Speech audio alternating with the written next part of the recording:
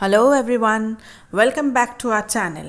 I hope all of you are fit and fine and doing well और खूब मन लगा के पढ़ाई भी कर रहे हो। तो चलो हम लोग अपना पढ़ाई आगे बढ़ाते हैं एक नए लेसन के साथ। लेकिन उससे पहले मैंने सोचा एक मीठे से गाने के कुछ सुंदर से बोल सुन लिए जाए और उसके बाद हम अपना लेसन स्टार्ट करेंगे। ऐनक पहने लाठी पकड़े चलते थे वो शान से, जालिम कांपे थर थर थर थर सुनकर उनका नाम रे। हो कद था उनका छोटा सा और सरपट उनकी चाल रे, दुबले से पतले से थे वो चलते सीना तान के। वंदे मातरम, वंदे मातरम, वंदे मातरम, वंदे मातरम। हम सब का जाना पहचाना और बड़ा ही मीठा ये गीत था और शायद ये गाना सुनने के बाद तुम सबको समझ में आ ही गया होगा कि हम किसके बारे में बात करना चाह रहे हैं। यस, बिल्कुल सही। We are talking about Mahatma Gandhi, also known as Bapu ji. He is the father of the nation, he is called the father of the nation. और ये जो लेसन हम पढ़ने वाले हैं इसमें हम उस दौर से गुजरने वाले हैं जब उनकी हत्या कर दी गई थी। Yes, Mahatma Gandhi was shot to death और हमारा देश कैसे इस क्राइसिस से उभरता है वही हम इस लेसन में जानेंगे। और इस पूरे सिचुएशन से हमें अवगत कराती है इस लेखनी की जो ऑथर है नयनतारा सहगल। तो आओ चलो पहले उनके बारे में थोड़ा बहुत जान लेते हैं।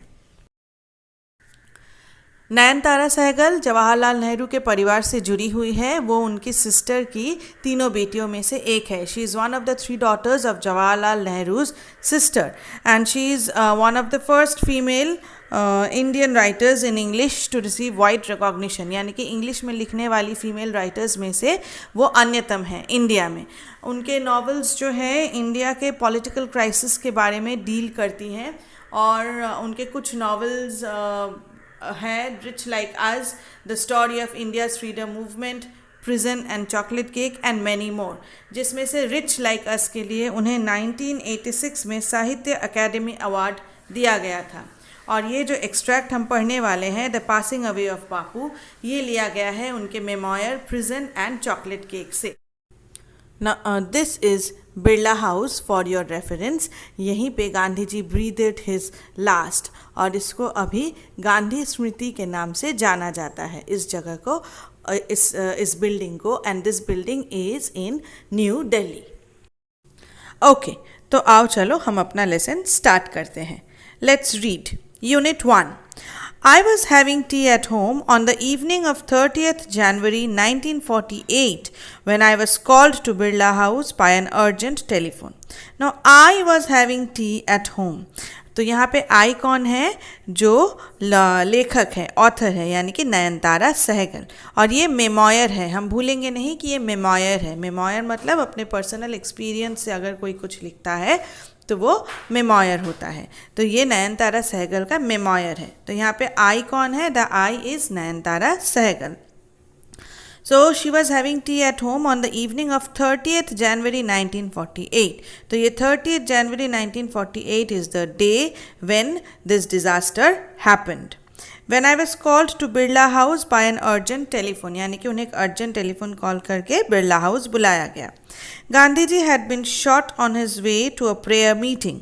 क्यों बुलाया गया? क्योंकि गांधी जी को एक प्रेयर मीटिंग में वो जा रहे थे जहाँ पे उन्हें शॉट कर दिया गया था। He was shot on his way. I was numb with shock as I got into the car. और इस न्यूज़ से वो इतनी शॉक्ड हो गई थी कि शी वॉज नम मतलब कुछ फील नहीं कर पाना, वो कुछ भी फील नहीं कर पा रही थी। At the Birla House, Gandhiji's relatives and followers had gathered round his body. तो बिरला हाउस में गांधी जी के बॉडी को रखा गया था और वहाँ उनके रिलेटिव्स फॉलोअर्स सब इकट्ठा हुए थे। There was silence in the room as Gandhi ji breathed his last. और जैसे गांधी जी ने अपनी आखिरी सांस ली वहाँ पे complete silence था, सन्नाटा था। There was not a single noise. Words of Bapuji's death had spread through Delhi like a flame fanned by wind.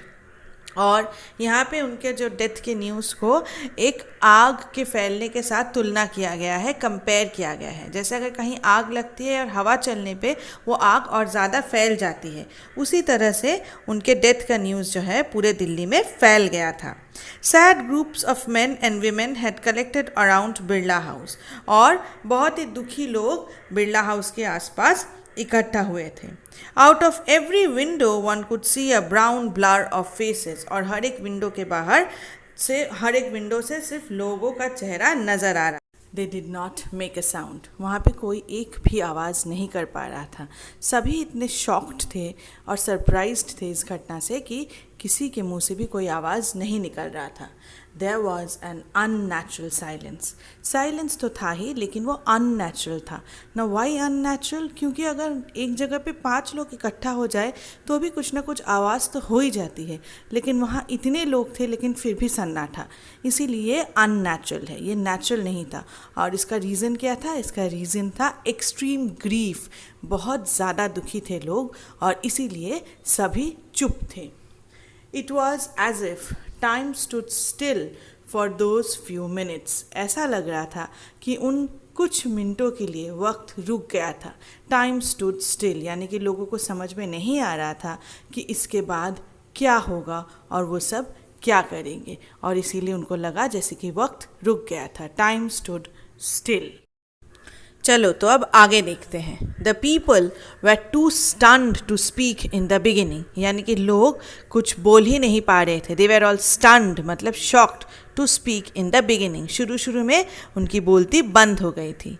Letter they clamoured wildly shouting and crying, लेकिन कुछ देर बाद वो क्लैमर करने लगे। देखो क्लैमर्ड का मीनिंग तुम्हारे बुक में दिया गया है डिमांडेड लाउडली, यानी कि कुछ मांगना। वो क्या मांग रहे थे ज़ोर ज़ोर से चिल्ला के? वो गांधी जी को एक आखिरी बार देखना चाहते थे। सो दे clamoured wildly shouting and crying, सब लोग रो रहे थे, चिल्ला रहे थे और यही मांग रहे थे कि वो गांधी जी को एक आखिरी बार देखना चाहते हैं। They jostled one another in a stampede to break into the house. और they jostled, देखो jostle का मीनिंग भी तुम्हारे बुक में है forced one's way by pushing, यानी कि एक दूसरे को धक्का मार के वो आगे निकलना चाह रहे थे। सब एक दूसरे को धक्का मार के आगे जाना चाहते थे। क्यों? क्योंकि वो सब उस घर में घुस के, बिरला हाउस में घुस के गांधी जी को एक आखिरी बार देखना चाहते थे।